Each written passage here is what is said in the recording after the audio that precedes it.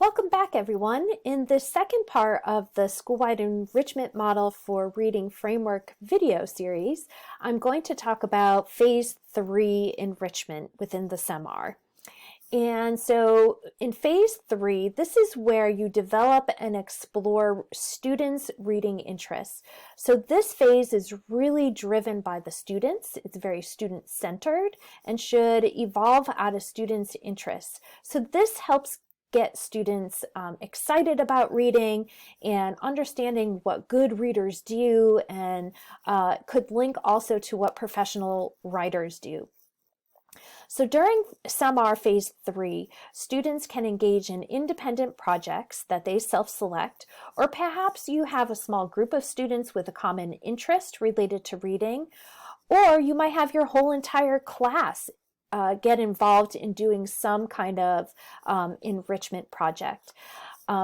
So this links to the SEM models, type 3 investigations. So you could have students select a real world problem to pursue, or consider creating some kind of a performance, readers theater. You have so many different creative options. In this picture here, these are my former students. We did an interdisciplinary study around the concept of memoirs. And so here, after they had read about memoirs, wrote their own memoirs, they got a art lesson in how to paint acrylic landscapes using symbolism to illustrate some important memory from their memoirs. So that was a lot of fun. They did a great job. They also learned the importance of how to clean their paintbrushes. So here on the screen, we just have a list of different ideas, but the goal is to provide enrichment and challenge and enthusiasm for learning. So remember those three concepts.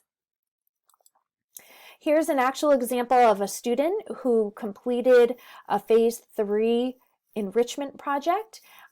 Gretchen worked on developing this cookbook that combined vignettes of scenes from Little Women and Little Men with authentic recipes from the 19th century. And I think that was really interesting that she did that.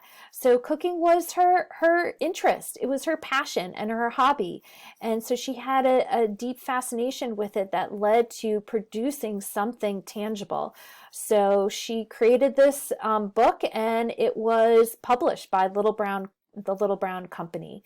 So this is an example of the potential of what can come out of a Phase 3 enrichment project using the SEM-R model. So I hope you can see how this model, how Phase 3 could be really an essential component to not skip over, because I think that your advanced students and those who are super motivated would miss out. So some other tips from the classroom. You want to get to know your students, find out what their interests are, what kind of readers they are, what do they like to read about, what are things that they enjoy doing after school, because that would help inform a Phase 3 project. Make sure that you intentionally schedule time for Phase 3 so that it actually happens. Students may benefit from seeing examples of completed Phase 3 projects, particularly those that had been shared with an authentic audience. That will help with quality control. Gifted students, there's a misconception that they'll be fine on their own and you could just send them off and have them do an independent project all by themselves, but they really do benefit from check-ins with their teachers. Maybe it's not as much as other students, but they do need to conference with you about their ideas so they can get good feedback. As I mentioned, allow some opportunities for them to share their hard work with an authentic audience if possible. Maybe that audience could be in the school or outside of the school, such as a senior citizens group. Here's a picture of my students working on different independent projects. One student was working on her, I think this was a project around infinity. She presented to the whole class. These two students are looking for books that are appropriately challenging using our library index for the classroom. And then these three students also were working on reading some online material about a topic of interest that they were going to present to the class. So lots of different fun options. Here is an example schedule. Researchers on SEM-R recommend blocking off about 90 minutes.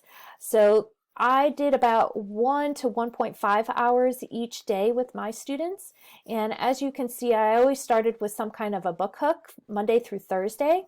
Monday is really centered around introducing the reading strategy through a mini lesson and a book hook that students would be working on throughout the rest of the week. So when they were working during that SER time, that supported independent reading, they were working on applying that reading strategy, advanced reading strategy, and writing a written prompt about what they had learned as applied to their books. And they also worked on their annotated post-its. On Fridays, their writing prompts were due, and that's where I would have them share with each other and with the class.